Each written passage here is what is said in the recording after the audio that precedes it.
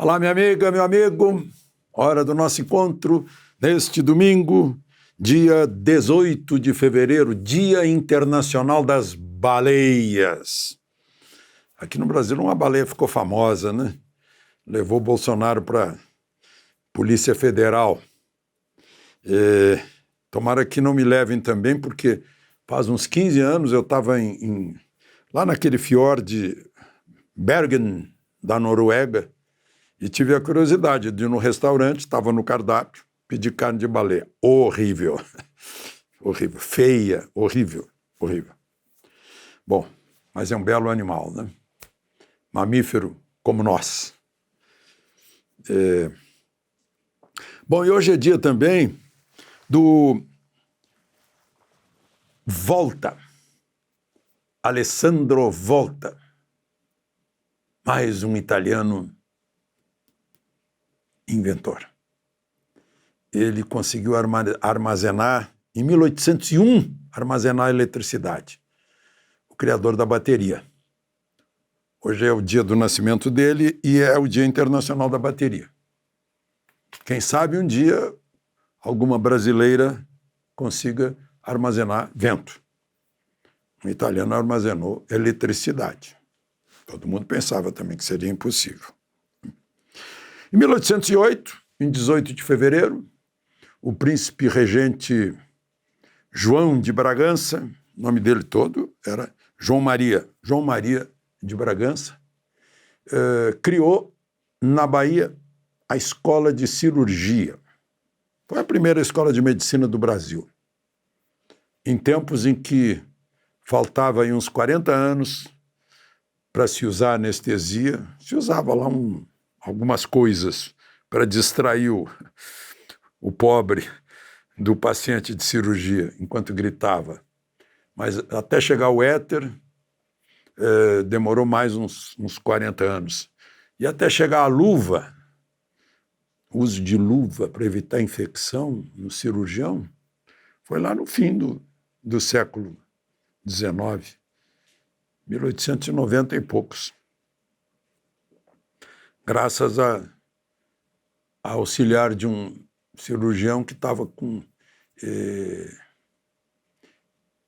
as mãos começaram a sofrer com os desinfetantes que ela tinha que usar, e ele pediu para o Goodyear fazer luva de borracha para ela. E diminuíram as infecções, ele passou a usar também, e diminuíram as infecções. Bom, vamos em frente.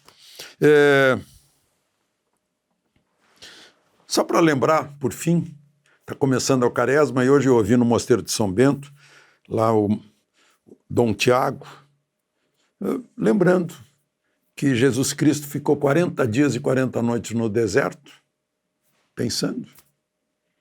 E se a gente não consegue, entre as luzes do mundo de hoje, a cibernética do mundo de hoje, o barulho do mundo de hoje, a congestão de imagens do mundo de hoje, se a gente não consegue entrar na solidão do nosso deserto individual para pensar um pouco. Conhece-te a ti mesmo. Vamos em frente, não esqueça de se inscrever ou de fiscalizar a sua inscrição e ao final de deixar o gostei ou não gostei. Primeiro assunto. Brasil e Israel vão romper? Gente, foi um brasileiro que presidiu a sessão da ONU lá na Resolução 181, que dividiu a Palestina entre árabes e judeus. Oswaldo Aranha. E agora, um brasileiro, chefe de Estado do Brasil, disse lá na Etiópia que o que Israel está fazendo com Gaza é parecido com o que Hitler fez no Holocausto, que é um genocídio. Meu Deus, o chefe de governo de Israel, o Benjamin Netanyahu, postou, eu fiz um resuminho aqui do que ele disse, que ele disse que Lula cruzou a linha vermelha com palavras vergonhosas e graves, banalizou o Holocausto e o direito de Israel de se defender. E aí disse que ia convocar o embaixador brasileiro para receber uma reprimenda. Aqui no Brasil também, eu soube que o governo brasileiro não gosta do embaixador de Israel, porque o embaixador de Israel é amigo do ex-presidente. Conheceu o ex-presidente quando era presidente, relacionou-se muito bem com ele. Aqui no Brasil, a Federação Árabe Palestina quer rompimento de relações. A Confederação Israelita diz que Lula fez distorção perversa da realidade. Ele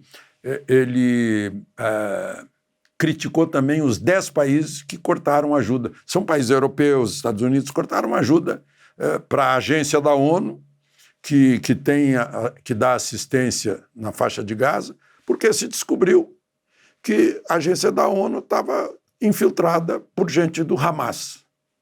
Assim como o Hamas faz túneis embaixo de hospitais, que hospitais não seriam bombardeados, o túnel está garantido. E tem também embaixo do escritório da ONU. É um problema, porque... E Lula ainda disse que o Brasil vai continuar dando ajuda e vai mandar mais. Então está ao mesmo tempo em que ele... Bom, antes de viajar, ele já foi à Embaixada da Palestina aqui no Brasil, plantou uma oliveira, como todo mundo viu, depois ele perguntou para o embaixador quantos anos leva para dar uva. A resposta do embaixador foi 8 anos. A minha resposta seria infinito. Porque nunca vai se encontrar uma oliveira com a uva. A menos que seja uma uva para fazer vinho verde. Bom, interessante que o presidente Lula lá na Etiópia, sobre a morte na prisão, inclusive com hematomas, desse oposicionista do Putin, o Navalny, não sei como se pronuncia, né? Lula defendeu Putin dizendo, por que essa pressa de acusar alguém? Porque está todo mundo acusando Putin. Interessante que, para isso, ele acha que é pressa na acusação. Agora, lá sobre Mossoró, ele disse, parece que houve conivência de alguém do sistema lá dentro. Inclusive, ele foi... Perguntaram isso para o ministro Lewandowski, que está lá, e o ministro Lewandowski disse que, nesse momento, não dá para afirmar isso, que está se investigando. Estão se investigando todas as hipóteses. Enfim, é triste a gente pensar que Brasil e Israel, uma proximidade que vem lá do Oswaldo Aranha, proximidade que vem desde que a gente recebeu aqui no Brasil os judeus, como recebe os árabes, né? Que a gente chamava de turcos, porque estavam sob a tutela do Império Otomano, né? Vem de muitos e muitos anos. Bom, eu falei em ex-presidente, vai ser no próximo domingo, aí está o prefeito de São Paulo agora disse que vai, o governador Tarcísio já disse que vai também, né? Muitos deputados, senadores, etc. Interessante é que vai ter, a partir de segunda-feira, reuniões internacionais em São Paulo, e essas pessoas vão estar lá no domingo. Presidentes do Banco Central do G20, ministros da Economia ou da Fazenda do G20, né? E respectivos funcionários, observadores, jornalistas que vêm de seus países, né? Vai vir, inclusive, meu amigo de Portugal, que fez uma vaquinha para poder vir, porque ele não depende de publicidade nem de verbas governamentais. O Sérgio Tavares deve estar lá também, né? Enfim, aí as pessoas se perguntam qual é a estratégia de Bolsonaro. Não sei, ele vai fazer um discurso lá falando sobre a situação dele, né? Que essa história de tentativa de golpe, a propósito, está aqui, segundo Alexandre de Moraes, ele disse isso numa resposta que ele deu para a OAB, porque a OAB reclamou da proibição de advogados conversarem entre si, advogados dos investigados da Tempus Veritas, né? E, segundo Moraes, né, a Polícia Federal demonstrou provas robustas da tentativa de golpe, que só não foi concretizado por circunstâncias alheias. Ou seja, as Forças Armadas não quiseram ninguém dar golpe com as Forças Armadas, né? Talvez seja isso, né? A mesma coisa, foi o golpe da faca do Adélio. Eu não sei quem estava atrás da mão do Adélio Bispo. Mas foi uma tentativa de golpe, só por circunstâncias alheias não deu certo.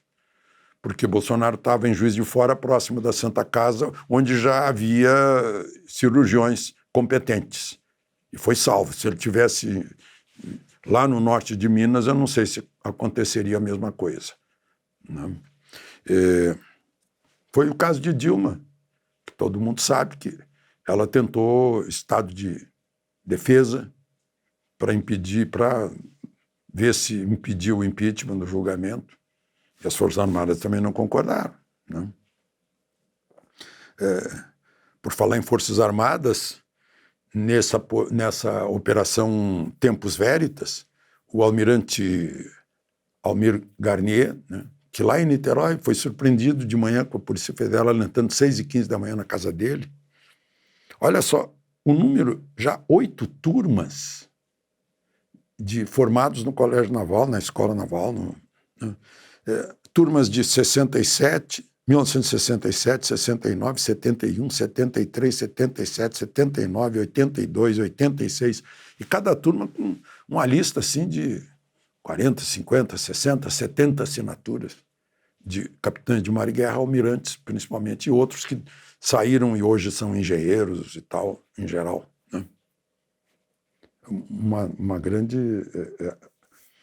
solidariedade aí. Mas, enfim, essa resposta ao AB diz respeito a uma tal proibição de advogados dos investigados de conversarem entre si. Aí o ministro Moraes disse que não está proibido advogado conversar, só está proibido o advogado ser o intermediário, mediador de recados de um investigado para o outro. Aí eu me pergunto, como fiscaliza isso?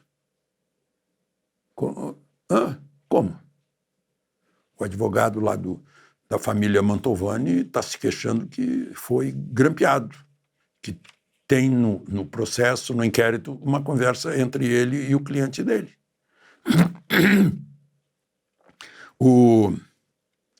Bom, mas enfim, não sei como vai se fiscalizar, só para lembrar, né? O Marcinho VP e o Marcola tinham o mesmo advogado. Podiam, sei lá, né? Outra coisa interessante disso aí, né? Estão punindo um secretário lá do Itamaraty da carreira diplomática. Secretário é como se fosse um tenente na carreira diplomática. E o secretário teve que acompanhar o chefe dele, que estava substituindo o ministro de Relações Exteriores, naquela reunião de 5 de junho de 2022, que está sendo apontada aí como indícios de golpe e tal. E ele ficou sentado como ficam os auxiliares, os pastinha, né? Ou os cordões, os cordinhas, encostado na parede, quieto, mudo. Não sei se estava surdo também, mas estava mudo, não falou. Ele foi punido agora porque ele estava trabalhando no Palácio do Planalto, cortaram. Porque ele estava naquela reunião. Eu não conheço ele, mas eu achei assim, caça às bruxas, uma coisa dessas com esse diplomata de carreira, né? Não tem nada a ver com a reunião. Bom, só para terminar, né, eu falei aí esse advogado lá, Ralph Tortman, de Roberto Mantovani, está gritando aí, diz que houve muita arbitrariedade no processo, nesse inquérito em que ninguém foi indiciado, afinal, lá falavam de... Interessante, né, como a mídia brasileira é como assim, la donna è mobile, qual piuma al vento, né? Vai de acordo com o vento. Agora, primeiro, agressões ao ministro Moraes. Agora os títulos são atritos lá em Roma. Agora já virou atrito. Já fizeram até desenho mostrando o soco que um menininho levou, não tinha menininho lá, né? Era um filho adulto, mas enfim. Tá brigando por isso. Então é isso, minha gente. Só queria fazer um registro final aqui. Eu levei um susto. Em 6 semanas, deste ano, nas primeiras 6 semanas, 1.127 mortes por Covid. Dá 27 por dia. E a notícia não diz que as pessoas que morreram, diria, se não fossem vacinadas, diria, mas não diz nada. De Brasília, Alexandre Garcia.